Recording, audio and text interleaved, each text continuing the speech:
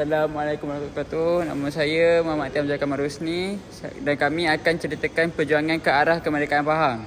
Saya akan ceritakan perjuangan dari tahun 1891 hingga 1942. Okey. Pada tahun 1891 iaitu berlaku penentangan Datuk Bahaman. Pada 15 Disember 1891, Datuk Bahaman melancarkan penentangan bersenjata terhadap British di Lubuk Terua, Semantan yang dikenali sebagai Kebangkitan Pahang. Penentangan ini berlangsung selama kira-kira 4 tahun dan melibatkan pahlawan terkenal seperti Tok Gajah dan Mat Kilau. Hubungan mereka dengan ulama seperti Tok Ku Paloh dan Tuan Haji Nik berserah memperkuatkan semangat jihad melawan penjajah. Namun, penentangan berakhir pada tahun 1895 apabila pahlawan-pahlawan tersebut melarikan diri ke Siam. Okey, pada 1895 pula, Pahang menjadi sebahagian negeri-negeri Melayu Bersekutu, NNMB. Okey, pada tahun tersebut, Pahang digabungkan dengan Perak, Selangor dan Negeri Sembilan menjadi negeri-negeri Melayu Bersekutu, berpusat di Kuala Lumpur. Tujuan penubuhan NMB ialah untuk memudahkan pentadbiran dan kemajuan negeri yang dinaungi British. Perjanjian tersebut ditandatangani pada 1 Julai 1896 dengan Sir Frank Swettenham sebagai Residen Jeneral pertama. Walaupun gabungan itu berlaku, perjuangan menentang British diteruskan oleh pahlawan tempatan melalui sastera dan politik. Contohnya, Pak Sako menulis novel Putera Gunung Tahan 1937 dan Keris Mas menghasilkan Pahlawan Rimba Malaya 1945 untuk menyemai semangat melawan penjajah. Okey, yang ketiga ialah pada tahun 1938 pengasasan Persatuan Melayu Pahang. Pemerintahan asing di Pahang membangkitkan gerakan nasionalisme dalam kalangan masyarakat tempatan. Dipengaruhi oleh perkembangan pendidikan, ini melahirkan golongan intelektual yang menubuhkan Persatuan Melayu Pahang, PMP, pada Mac 1938. Dipimpin oleh Tengku Muhammad dan Datuk Hussein Taib serta dinaungi oleh Sultan Abu Bakar. PMP dibubarkan semasa pendudukan Jepun tetapi dihidupkan semula pada 1944. Selepas Perang Dunia Kedua, PMP diserap ke dalam UMNO dan dibubarkan pada tahun 1949. Dan yang terakhir sekali ialah pada tahun 1942. Jepun tiba di Lipis pada tahun 1942 dan menduduki Pahang sehingga tahun 1945. Meskipun Pahang diperintah oleh tentera Jepun, ke bawah Duli Yang Maha Mulia Sultan Abu Bakar Riayatuddin Al-Muazzam Shah enggan tunduk dan patuh kepada Jepun. Baginda terus bersemayam di Pekan sebagai sultan dan pemimpin yang paling berkuasa di seluruh negeri Pahang. Baginda menasihatkan rakyat untuk bercucuk tanam bagi menyelesaikan masalah kekurangan makanan pada ketika itu dan sentiasa bertenang walaupun berada dalam pendudukan Jepun. Baginda sendiri telah membuka kawasan untuk menanam ubi di bahagian belakang istana Seri Terentang, Pekan. Hasil daripada penanam ubi tersebut telah dijual dengan harga yang murah bagi meringankan beban rakyat. Saya Wan Nur Endamia dan saya akan ceritakan perjuangan pada tahun 1945 dan 1946. Pada tahun 1945, penubuhan Fos 136.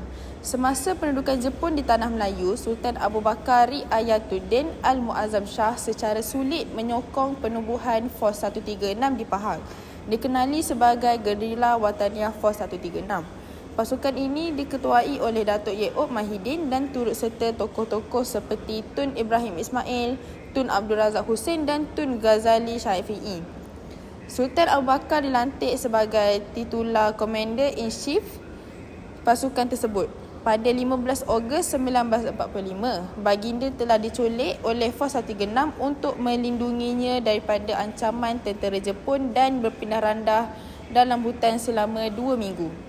Untuk pentadbiran British Military Administration (BMA), setelah Jepun menyerah kalah, Pahang kembali di bawah pentadbiran tentera British melalui BMA bermula September 1945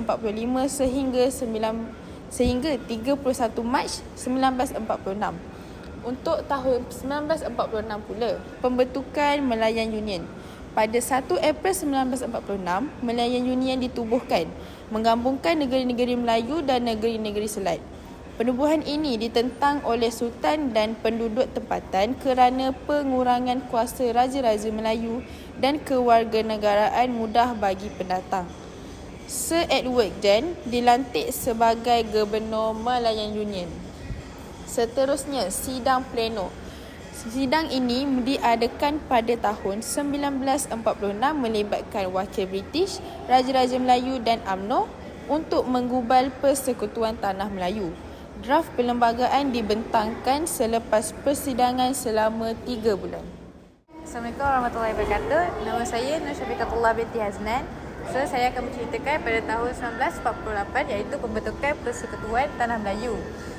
Pada tahun 1948 iaitu pembentukan Persekutuan Tanah Melayu, Pahang menyertai perjanjian Persekutuan Tanah Melayu yang digubal oleh Sejm Pleno sekaligus menggabungkan Pahang dengan 8 buah negeri iaitu Perak, Negeri Sembilan, Selangor, Kelantan, Terengganu, Kedah, Perlis dan Johor, dan 2 negeri Selat iaitu Pulau Pinang dan Melaka. Perjanjian ini telah dimansuhkan gagasan Malayan Union dan menyatukan negeri-negeri Melayu di sebuah persekutuan. Dalam pengubahan undang-undang tubuh Kerajaan Pahang pada tahun yang sama, 21 Januari, Sultan Abu Bakar Riyadhidin Al-Muazzam Shah mentandatangani perjanjian dengan Baginda King iaitu Perjanjian Pahang 1948. Perjanjian ini telah meletakkan Sultan Pahang sebagai pemerintah yang akan memerintah negeri ini dengan tertakluk kepada syarat undang-undang tubuh kerajaan yang bertulis. Perjanjian tersebut dinamakan dokumen pertama yang menjadikan Raja Pemerintah Negeri Pahang sebagai Raja yang berperlembagaan. Di institusi Menteri Besar dan Setiausaha Kerajaan Negeri, penubuhan institusi ini menandakan bermulanya penyertaan golongan bukan bangsawan untuk menjadi pemimpin dalam pentadbiran negeri. Pada peringkat awal, pelantikan pimpinan kerajaan negeri yang baru dipilih dalam kalangan pembesar iaitu Datuk Setiawangsa Sir Muhammad Mat sebagai Menteri Besar dan Datuk Setia Raja Abu Samah Haji Ali sebagai Setiausaha Kerajaan Negeri pada Februari 1948. Menteri Besar bertanggungjawab merangka dasar kerajaan negeri manakala Setiausaha Kerajaan Negeri bertanggungjawab melaksanakan dasar tersebut. Pada tahun yang sama, terdapat ancaman komunis dan darurat. Pada peringkat awal penubuhannya, Persekutuan Tanah Melayu berdepan dengan ancaman komunis sehingga darurat diisytiharkan pada bulan Jun 1948. Pembukaan kampung-kampung baharu dan pengenalan konsep kawasan putih dan kawasan hitam memudahkan pelaksanaan sebagai rancangan untuk mengekang aktiviti-aktiviti komunis. Selain itu, gerakan-gerakan yang dinamakan IBEX, HOP, Agile, Apollo dan Roster menggunakan teknik menahan dan memusnahkan sumber makanan di samping gerakan tentera telah menyebabkan ramai peganas komunis terbunuh dan menyerah diri. Darurat akhirnya ditamatkan di seluruh negara pada 12 Julai 1960. Assalamualaikum, nama saya Nur Alia Sabrina binti Muhammad Syahdan dan hari ini saya akan membentangkan tentang apa yang berlaku pada tahun 1955, iaitu pilihan raya umum pertama di Pahang. Pertama sekali, proses pengundian berlaku di 52 kawasan untuk memilih seorang anggota. Kemudian, pilihan raya negeri meliputi 136 kawasan dan 11 negeri dalam Persekutuan Tanah Melayu. Kemudian, pilihan raya di Pahang berlaku pada tahun 1955 pada 25 September. Keputusan pilihan raya telah berpihak pada Parti Perikatan dan kerjasama UMNO, MIC dan MCA. Kemudian, perpindahan pusat pentadbiran dari Lipis ke Kuantan. Majlis Mesyuarat Kerajaan yang diadakan pada tahun 1955 juga iaitu pada 2 Mac telah sebulat suara memerintahkan pentadbiran pusat Pahang daripada Kuala Limpis ke Kuantan. Kemudian pada hari Sabtu 27 Ogos 1955, Kuantan telah secara rasminya menjadi ibu negeri Pahang yang baru. Kemudian pada tahun 1957, kemerdekaan Tanah Melayu, ke bawah Duli Yang Maha Mulia Sultan Abu Bakar Riyatuddin Al-Muazzam Shah telah menjelajah ke seluruh pelosok negeri bersama-sama dengan rakyat jelata bagi menyokong proses kemerdekaan ini. Jadi secara rasminya Pahang juga telah mendapat kemerdekaan pada 31 Ogos 1957.